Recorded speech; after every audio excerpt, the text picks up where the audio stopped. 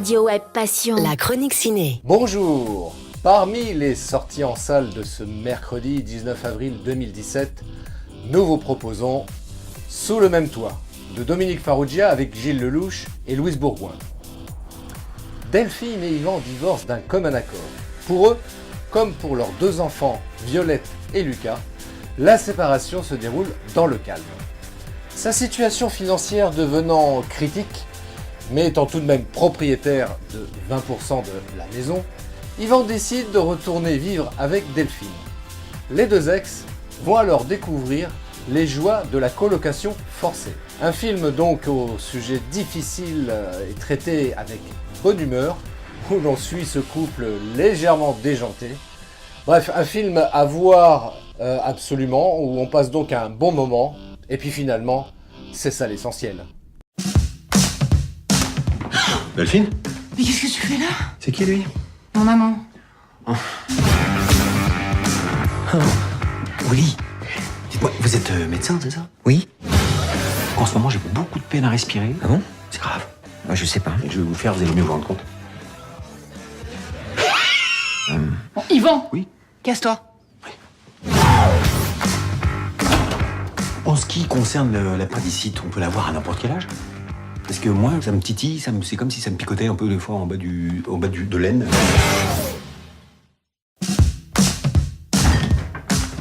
Tout ce qui est là, n'y touche pas. Ça, c'est ta partie. Ah oui, je vois, t'as mis du scotch, comme ça on a chacun une partie du frigo, un peu comme les colocs. Ce planning de la salle de bain a été conçu en fonction de mes horaires. Si j'ai envie de pisser hors planning, par exemple, on fait comment ? On demande gentiment l'autorisation. Delphine, est-ce que tu peux m'ouvrir la porte s'il te plaît? J'aimerais aller faire pipi. En fait, je suis très en retard, j'ai un rendez-vous hyper important, je suis à la bourse. Si tu pouvais m'ouvrir s'il te plaît, je te le demande poliment. Ouvre-moi cette porte. Je m'en fous, j'étais là avant. Tu l'ouvres? Sinon, je te jure que... Et sinon quoi? Eh ben, je pisse dessus, voilà ce que je vais faire. Je pisse, hein, je le fais, hein. Je m'en fous, moi. Ah, tu vois, faut toujours qu'on en arrive à des... T'étais là, toi? Ouais, j'étais là. Je savais pas. Je préfère vous laisser entre adultes. J'allais pas pisser dessus. Vous vivez toujours ensemble ? Beaucoup de couples divorcés vivent sous le même toit. Ah, c'est monnaie courante. Je crois que c'est simple pour moi de devoir te trimballer à poil. Voilà. Qui c'est qui ramène des mecs à la maison pour faire des plans à trois? Vous pouvez sortir tous les deux un instant ? Allez, allez-y les enfants, on a besoin de parler entre adultes. Non, c'est à vous que je m'adressais. Tais-toi. Merci.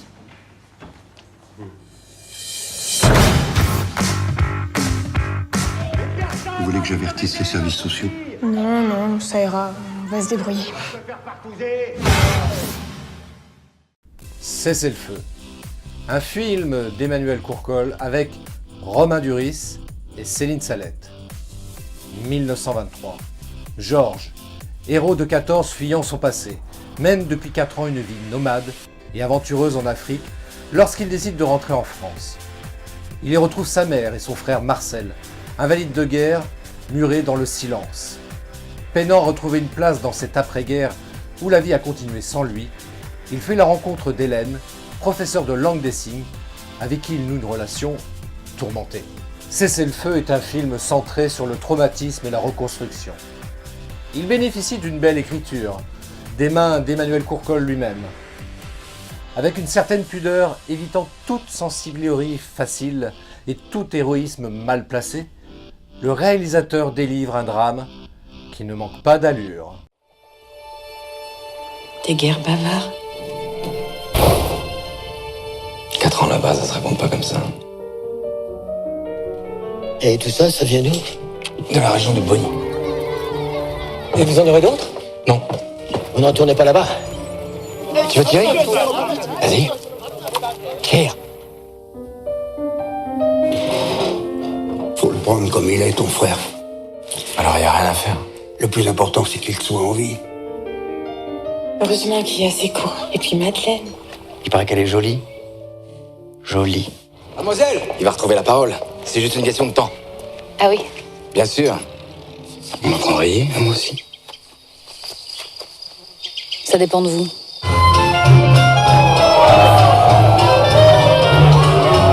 Tu voudrais pas venir en Afrique avec moi? Tu verras des choses dont t'as pas idée. Je te connais à peine. Pour la France, on monte au feu! Et ton frère? Vous savez, Marcel, je le comprends. Soldat! Allez, retourne dans ta tranchée, vieux.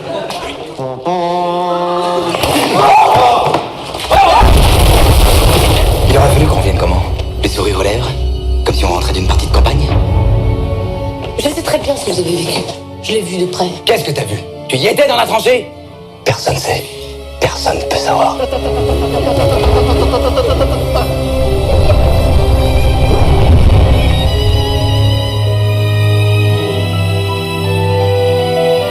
Pourquoi tu lui fais pas ta demande? Je viens avec toi.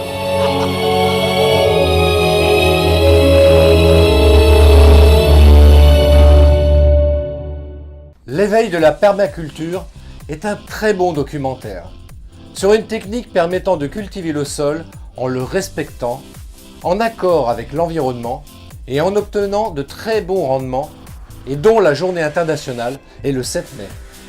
Ce film offre une vision d'un avenir que les humains pourraient rendre plausible à grande échelle, si chacun y mettait un peu du sien. Bref, voilà un film fort et passionnant que nous vous recommandons vivement.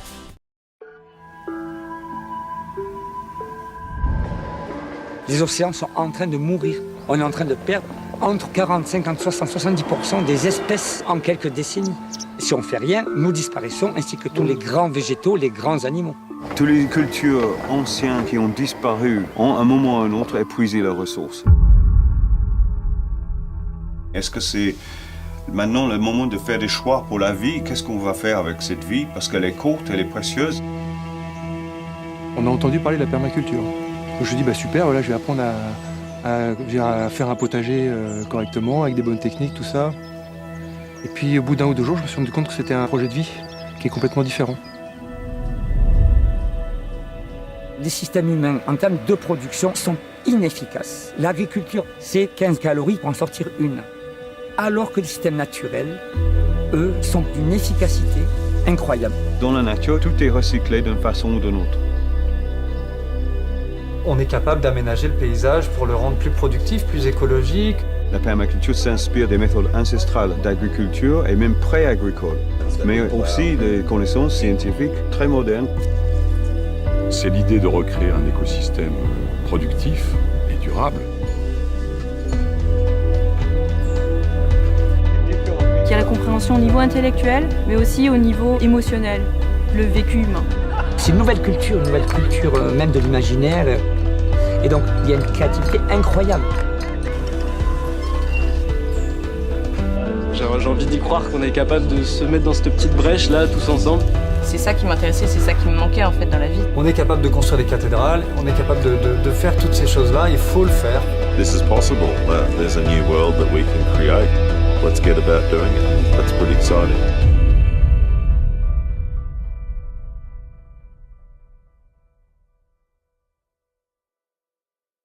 Voilà.